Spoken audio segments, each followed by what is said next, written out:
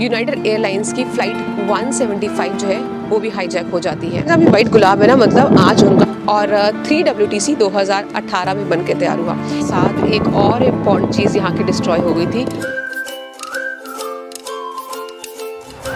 नमस्कार, सत श्री अकाल, आदाब एंड बिग हेलो। मेरा नाम है Suman and welcome to our channel travel stuck. I hope आप जहाँ भी होंगे स्वस्थ होंगे और मस्त होंगे। तो आज है संडे वाला दिन और सुबह के बजे हैं 11। टेम्परेचर जो है वो है 4। हवा में थोड़ी सी ठंडक है। पिछले हफ्ते टेम्परेचर बहुत ही मस्त था। तो अब मैं आपको बताने वाली हूँ कि आज मैं आपको कहाँ लेके जा रही हूँ। आज मैं आपको लेके जा रही हूँ मैनहट्टन दिखाने 9/11 मेमोरियल। ये वो तारीख है जिसके बारे में पूरी दुनिया जानती है। सितंबर 11, 2001 को हुआ था अमेरिका के ट्विन टावर्स पर मिलिटेंट्स का अटैक, टेररिस्ट अटैक। इस घटना को तो पूरी दुनिया जानती है, बट इस घटना के बाद WTC कॉम्प्लेक्स में क्या हुआ बहुत कम लोग जानते हैं। तो आज के ब्लॉग में हम आपको लेके जाने वाले हैं 9/11 मेमोरियल जो कि है मैनहट्टन में, और बताने वाले हैं कि अब वहाँ पे क्या है। इसके साथ मैं आपको बताऊंगी कि 9/11 2001 से सितंबर 11 2001 से पहले WTC कॉम्प्लेक्स कैसा था, उस दिन क्या हुआ, और उसके बाद आज WTC कॉम्प्लेक्स में क्या दिखता है। और साथ में thank you so much for subscribing to our channel, for believing in us, and thank you so much in advance to all those who have not subscribed our channel yet. फटाफट से subscribe कर लीजिए। Right hand side में subscribe का button है, साथ में bell icon press कर दीजिएगा। तो चले, कम अलोंग।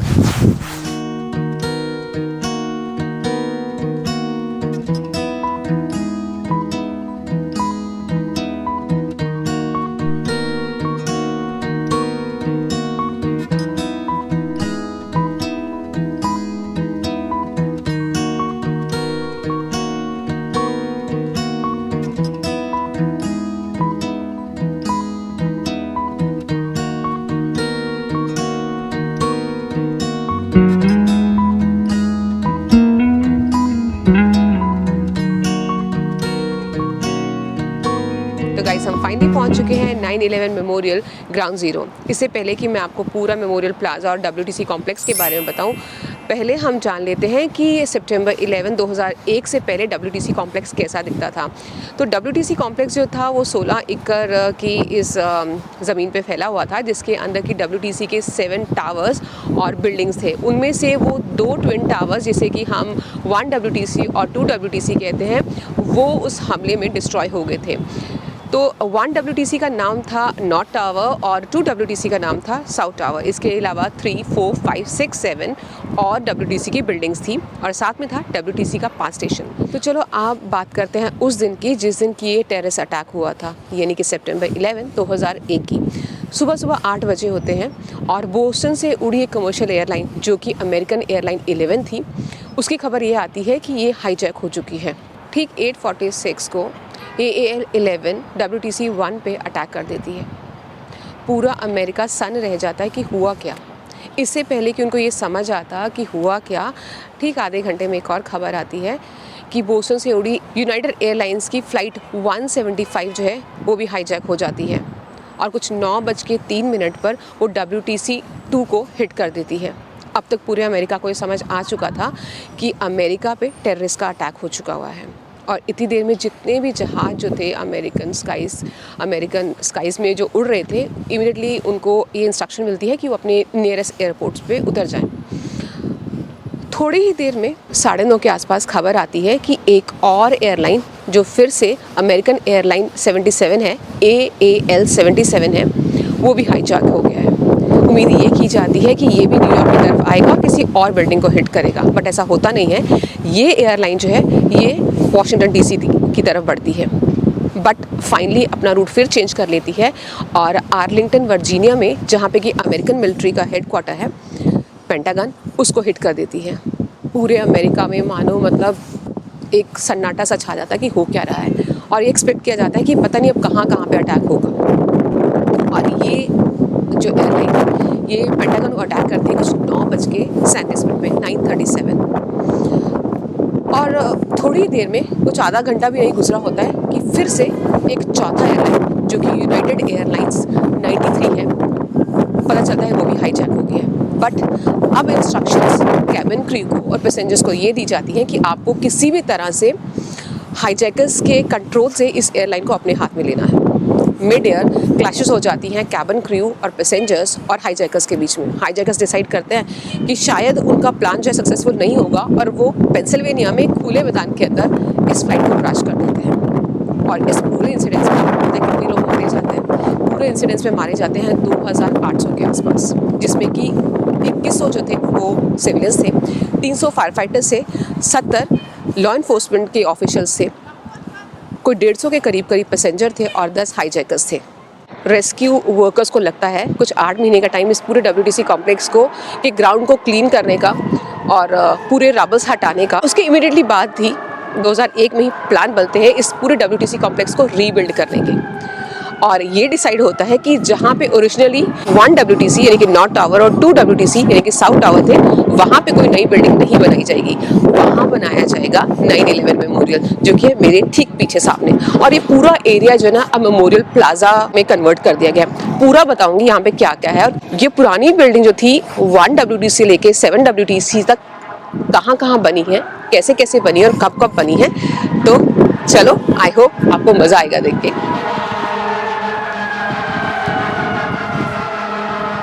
आपको मैप दिखा देती हूँ उस मेमोरियल प्लाजा का कि यहाँ पे क्या क्या है, तो आपको थोड़ा समझ आ जाएगा। वी आर हियर, ये पूरा का पूरा जो है वो मेमोरियल प्लाजा है। इसमें ये है नॉर्थ पूल जहाँ पे कि 1 WTC था, और ये है साउथ पूल जहाँ के 2 WTC था। ये 2 टावर्स हैं इन जगहों पे। यहाँ पे मेमोरियल ग्लेड जहाँ पे कि लगे हुए हैं white oaks, swamp white oaks. ये है सर्वाइवर ट्री। और चलो आपको घुमाते हैं सारा का सारा।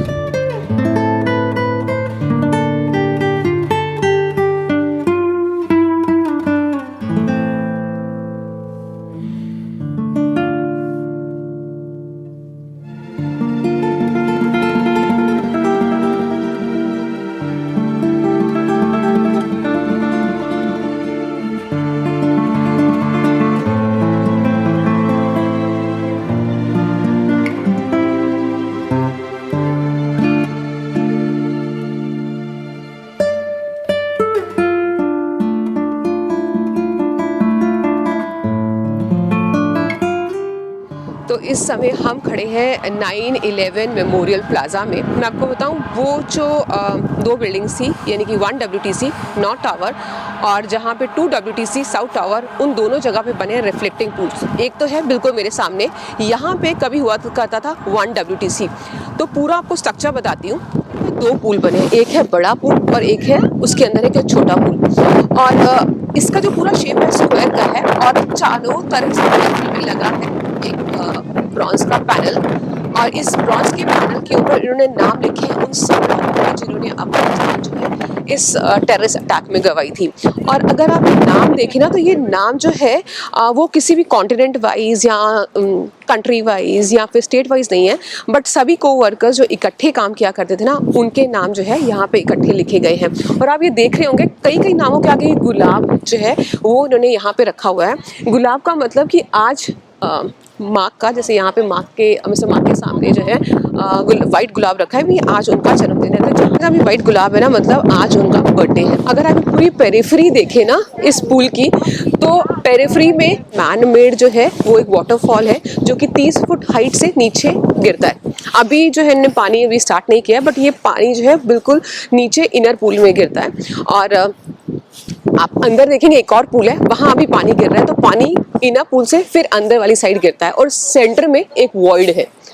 और कहते हैं कि आप किसी भी डायरेक्शन में खड़े हो जाओ, आप इस और किसी भी कॉर्नर में खड़े हो जाओ इस रिफ्लेक्टिंग पूल के, आप जो है इस वॉइड का बॉटम नहीं देख पाएंगे। जब ये पानी गिरता है ना चारों तरफ से, कहते हैं कि उस टाइम आवाज़ इस पानी की इतनी सूदिंग हो रही होती है और इतनी ज़ोर से होती है कि आपको आसपास की जो यहाँ पर ट्रैफिक है ना उसकी आवाज़ ही नहीं सुनाई देती है। तो इस तरह के 2 पूल हैं, ये मैंने आपको बता दिया, नॉर्थ पूल और एक साउथ पूल है जहाँ पे कि 2 WTC था। आई थिंक साउथ पूल उस साइड पे, वहाँ चलते हैं।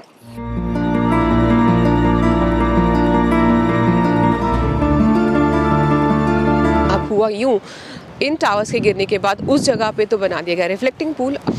तो बिल्कुल उस जगह के पीछे जहाँ पहला नॉर्थ टावर था 1 WTC था, उसके पीछे देखो अब नया 1 WTC बना दिया है।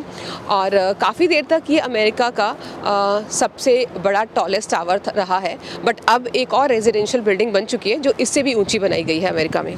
1 WTC पे अटैक हुआ जो मैंने आपको बोला 8:46 AM के आसपास हुआ था, और ये बिल्डिंग कोलैप्स हुई 10:28 पे। और सेकेंड WTC जिस पे अटैक हुआ था 9:03 पे, वो कोलैप्स हुई 9:59 AM पे, यानी कि 10 बजने से सिर्फ 1 मिनट पहले।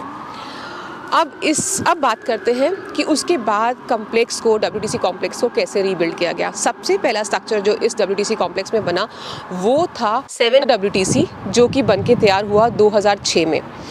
उसके बाद दूसरी जो चीज़ यहाँ बन के तैयार हुई वो थे ये मेमोरियल प्लाजा, यानी कि रिफ्लेक्टिंग पूल्स, यानी कि 9/11 मेमोरियल, जो बन के तैयार हुआ 2011 में। और 2013 के आसपास 4 WTC बन के तैयार हुआ, और 1 WTC जो है वो बन के तैयार हुआ था 2014 में। 5 WTC जो है वो अप्रूव हो चुका है, लेकिन अभी उसका काम स्टार्ट नहीं हुआ है। 2 WTC it is still under construction, और 3 WTC 2018 में बन के तैयार हुआ। एक एक करके मैं आपको सब बताऊंगी कहाँ पे है, कैसे है। फिलहाल तो मैं आपको दिखा चुकी हूँ 1 WTC। अब मैं आपको लेके जा रही हूँ वो जगह जहाँ पे 2 WTC था, यानी कि साउथ टावर था। वहाँ पे एक और रिफ्लेक्टिंग पूल है, बिल्कुल सेम ऐसा ही बनाया गया है। 2 पूल्स है, एक आउटर पूल है, एक इनर पूल है, और पानी 30 फुट की हाइट से नीचे गिरता है। और इसी तरह से एक चारों तरफ ब्रॉन्ज का पैनल बना हुआ है, और सब लोगों के नाम लिखे हुए हैं, और सेंटर में एक वॉइड है। चलो इसके साथ एक चीज़ और बताती है। अब ये स्ट्रक्चर देख रहे हैं, ये वाला, यहाँ पे 9/11 म्यूज़ियम में अंदर जाने की टिकट जो है वो है $20। तो हम आज जो है म्यूज़ियम के अंदर नहीं जाएंगे। म्यूज़ियम के अंदर पता क्या है, पूरे इन्होंने डिस्प्ले किया उन सब लोगों के नाम जिन्होंने कि उस दिन अपनी जान गंवाई थी। साथ ही साथ अंदर है बिल्कुल फायर इंजन्स हैं, और पूरा उन्होंने सेटअप दिया है कि किस तरह से वो बिल्डिंग दिखती थी। 1 WTC 2 WTC और क्या हुआ उस बिल्डिंग का। तो चलो आपको लेके चलती हूँ रिफ्लेक्टिंग पूल जहाँ पे की था 2 WTC।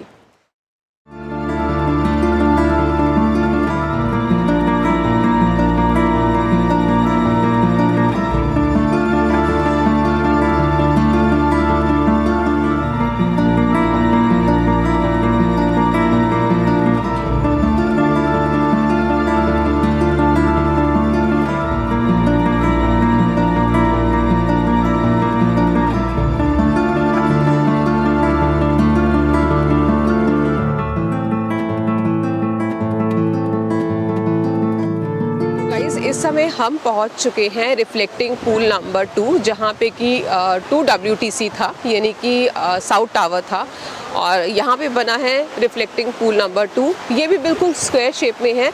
आप देखो कि इसकी पेरिफेरी देखो, चारों साइड्स पे जो है एक ब्रॉन्ज का पैनल है, और ब्रॉन्ज के पैनल के ऊपर उन सब लोगों के नाम लिखे गए हैं जिन्होंने कि 9/11 में, जिन सब की जो है who lost their life in 9/11 terror attack. और ये आप देख रहे हैं पेंटागन, तो यहाँ पे उन लोगों के नाम हैं जिन्होंने आर्लिंगटन वर्जीनिया में है उस अटैक में जो है अपनी जान गंवाई। तो ये पुल भी बिल्कुल उस पुल के जैसा है कि अगर आप पेरिफेरी देखो तो पेरिफेरी में जो है एक फॉल है जो कि 30 फुट से पानी जो है नीचे गिर रहा है, और कहते हैं कि ये पूरे अमेरिका में सबसे बड़ा मैन मेड फॉल है।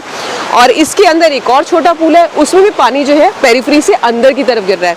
आउटर जो फॉल है वहाँ से भी पानी अंदर की तरफ गिर रहा है, जो अंदर पुल है उसमें भी पानी जो है अंदर की तरफ गिर रहा है, और सेंटर में वॉइड है।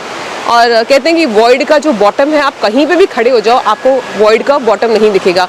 और वॉइड, जैसे मैंने आपको पहले ही बताया, इट रिप्रेजेंट सैडनेस, लॉस, और वो खालीपन जो टेररिस्ट अटैक जो है वो छोड़ गया in the life of all those who lost their loved ones in this terror attack. तो ये पानी की जो आवाज़ है ना, इस झरने की, जैसे होता है ना वाटरफॉल की आवाज़ है, वो इतनी सूदिंग है कि आसपास आपको कुछ भी सुनाई नहीं दे रहा है, किसी ट्रैफिक की आवाज़ नहीं, लोगों की आवाज़ नहीं, सिर्फ सुनाई दे रहा है तो ये गिरता हुआ शांत पानी। तो अब हम आपको दोनों रिफ्लेक्टिंग पूल्स दिखा चुके हैं, तो आपको एक चीज़ और यहाँ पे दिख रही होगी, वो है ये बहुत सारे पेड़।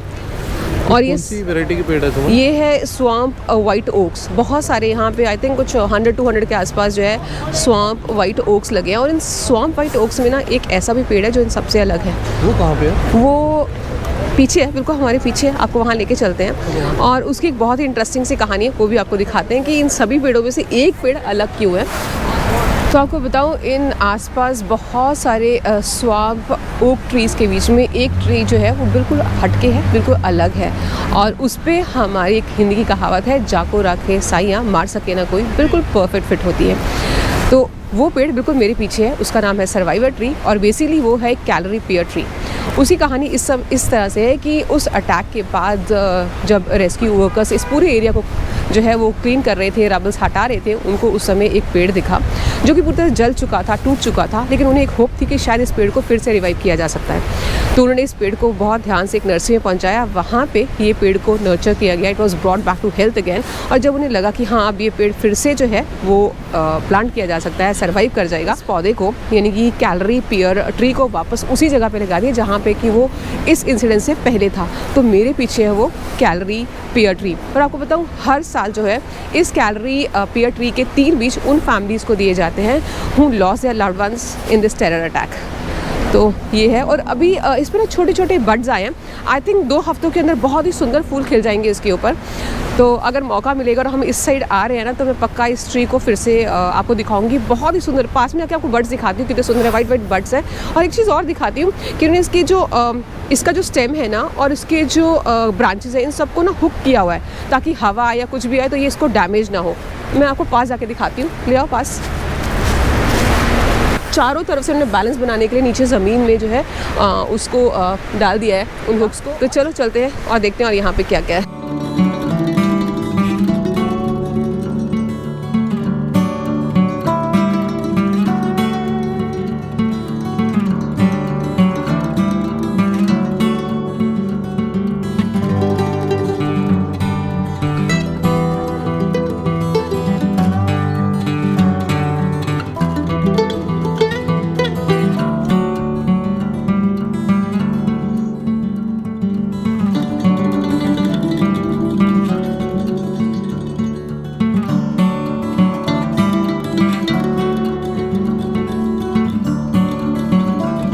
ये वो जगह है जहाँ से ना जितने भी पॉइंट्स मैं आपको एक्सप्लेन कर चुकी हूँ ना, बेशक वो रिफ्लेक्टिंग पूल हो, WTC 1 हो, 4 हो, 3 हो, 7 हो और 9/11 मेमोरियल म्यूजियम हो, सभी जो है इस पॉइंट से दिखते हैं। तो आपको मैप की हेल्प से मैं सब एक एक करके बताती हूँ। आगे आ जाइए, एक्चुअली बताती क्या है। तो ये जो है अगर आप ए देखें तो ये ए है 9/11 मेमोरियल म्यूजियम है, बी बिल्डिंग जो है 1 WTC है, सी जो है वो 7 WTC है, डी एक परफॉर्मिंग आर्ट सेंटर है, ई ऑक्यूलस है जो यहाँ का ट्रेन स्टेशन है और एफ जो है 3 WTC है, जी 4 WTC है और ये जो है ये है सेंट निकोलस नेशनल श्राइन। अब मैं आपको सामने दिखाती हूँ कहाँ कहाँ पे। इसके साथ यहाँ पे ये 2 रिफ्लेक्टिंग पूल्स हैं और ये सारे के सारे लगे हुए हैं स्वाम्प वाइट ओक्स और यहाँ पे है सर्वाइवर ट्री। चलो अब यहाँ से शुरू करते हैं मेरे पीछे से। तो अगर आप यहाँ देखें तो पहली बिल्डिंग जो सबसे ऊंची है 1776 फीट ऊंची है। ये इस ज़माने में अमेरिका की सबसे टॉलेस्ट बिल्डिंग हुआ करती थी और इसके साथ और आपको ये ना कहीं से भी आप मैनहट्टन चले जाओ ना, ये नीडल वाली जो बिल्डिंग है ना वो 1 WTC है जिसे फ्रीडम टावर भी कहते हैं। उसके साथ उसके नीचे एक और चमकती हुई बिल्डिंग 7 WTC है। उस 7 WTC के नीचे एक और स्ट्रक्चर बना है वो परफॉर्मिंग सेंटर है और उसके नीचे और जो इस तरह से हट जैसा बना है वो यहाँ का 9/11 मेमोरियल म्यूजियम है और उसके पीछे जो आपको एक रिब्स जैसा वाइट कलर का स्ट्रक्चर दिख रहा है वो ऑक्यूलस यानी कि यहाँ का ट्रेन स्टेशन है। और अगर आप थोड़ा सा और इस तरफ आते हैं तो 3 WTC 4 WTC और वहाँ पे वो है निकोलस श्राइन पीछे, that is Saint Nicholas national shrine. वो वाइट कलर का सुंदर सा स्ट्रक्चर है। अब आपको एक चीज़ और दिखाती हूँ, ये आप देखिए ये कैनिक्स स्फेयर है। तो मेरे पीछे जो आप स्फेयर देख रहे हैं ना इसका नाम है कैनिक स्फेयर, इसे WTC स्फेयर भी कहते हैं। ओरिजिनली ये नॉर्थ टावर और साउथ टावर यानी 1 WTC 2 WTC के बीच में हुआ करता था। उस अटैक के बाद जब रबल्स को हटाने लगे तो ये इस जगह पे मलबा हाँ, तो जब रेस्क्यू जो वर्कर्स थे उन्हें रबल्स हटाया तो ये उन 2 बिल्डिंग से काफ़ी दूर पड़ी मिली। बट सबसे हैरानगी की बात ये जो स्ट्रक्चर था ना डैमेज तो हो चुका था but mostly it was intact और इसको वहीं पे इंस्टॉल कर दिया गया जहाँ पे मिला था रबल्स में। अदरवाइज ओरिजिनल लोकेशन इसकी ये नहीं थी, ओरिजिनल लोकेशन इसकी नॉर्थ और साउथ टावर के बीच में थी। आप देखो कितना मजबूत है कि डैमेज हुआ है but mostly it is intact, उसका कोई भी पुर्जा ह्यूमन टेनेसिटी को दिखाता है। यस, एक्चुअली इन्होंने इसको उसी हालत में यहाँ रख दिया, उसी डैमेज कंडीशन में यहाँ रख दिया ये बताने के लिए कि ऐसे टेररिस्ट अटैक से ना कुछ हासिल नहीं होता है, कुछ हासिल होता है तो सिर्फ डैमेज। तो ये उसका सिंबल है मेरे पीछे इसका नाम है कैनिक स्फेयर और WTC स्फेयर भी इसको कहते हैं। तो थोड़ा पास से आपको दिखाती हूँ।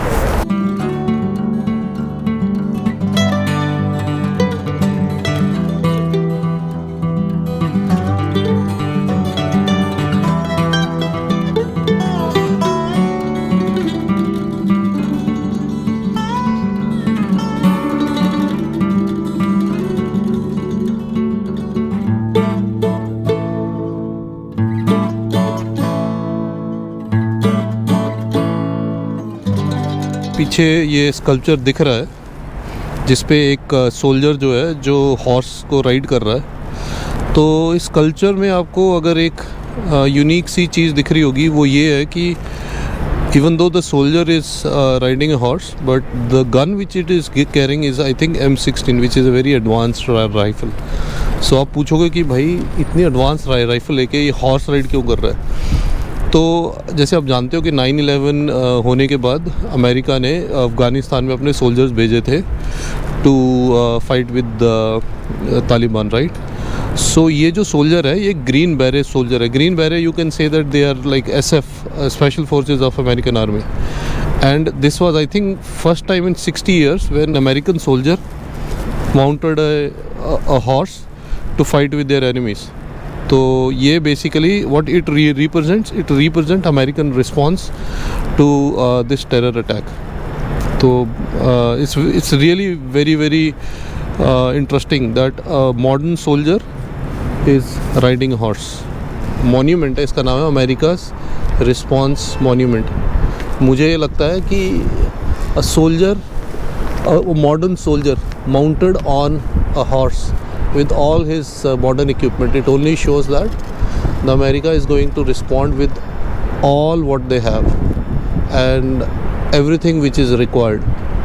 तो आपको बताऊँ सितंबर 11, 2001 में जब वो मिलिटेंट्स का अटैक हुआ था और पूरा WTC कॉम्प्लेक्स जो है डिस्ट्रॉय हो गया था, उसके साथ एक और इम्पॉर्टेंट चीज़ यहाँ की डिस्ट्रॉय हो गई थी और वो थी WTC का ट्रेन स्टेशन, यानी कि WTC का पास स्टेशन।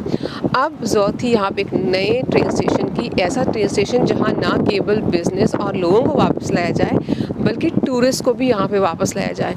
तो उसके लिए उन्होंने एक स्पेनिश आर्किटेक्ट को हायर किया और उसका रिज़ल्ट था ये खूबसूरत सा सफ़ेद रंग का ऑक्यूलस।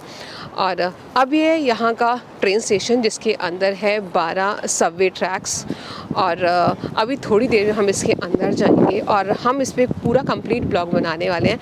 और अगर आप इस ट्रेन स्टेशन ऑक्यूलस के बारे में और भी जानना चाहते हैं तो हमारा अगला ब्लॉग देखना मत भूलिएगा। गाइस, अगर आपको हमारा आज का ब्लॉग अच्छा लगा हो ना तो प्लीज़ चैनल को ज़रूर सब्सक्राइब करिएगा। थैंक यू सो मच अगर आपने सब्सक्राइब कर दिया है, and thank you so much in advance अगर आपने सब्सक्राइब नहीं किया है। और फटाफट से आप जाके जो है वो सब्सक्राइब कर दें। राइट हैंड साइड में जो है लाल रंग का सब्सक्राइब का बटन है, साथ में बेल आइकन है, उसे प्रेस कर दीजिएगा। वीडियो को पक्का से लाइक करेगा अपने फ्रेंड्स के साथ, व्हाट्सएप पे, फेसबुक पे, जहाँ वहाँ सब्सक्राइब करेगा।